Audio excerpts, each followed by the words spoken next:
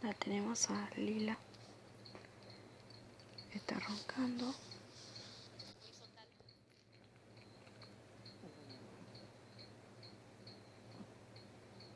Van a escuchar cómo ronca.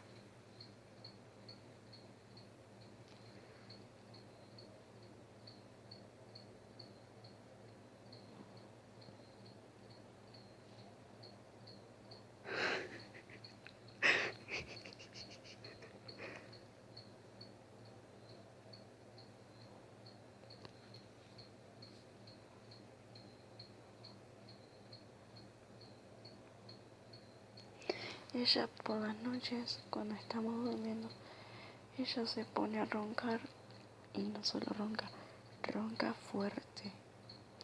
Recién ustedes escucharon un ronquido fuerte de ella. Ahora está roncando más.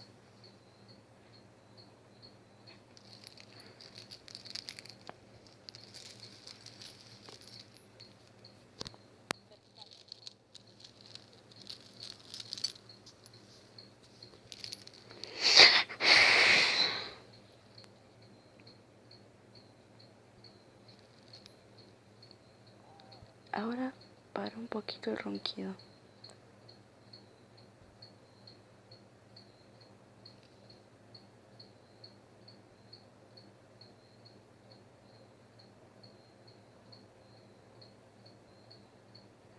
Voy a dejar de hablar para que ustedes la escuchen como ronca.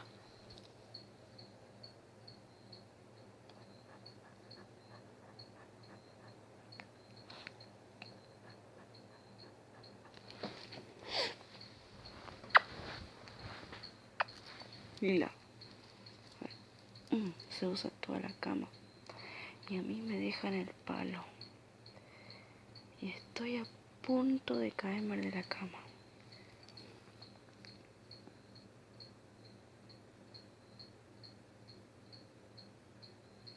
Hace ronca Lila.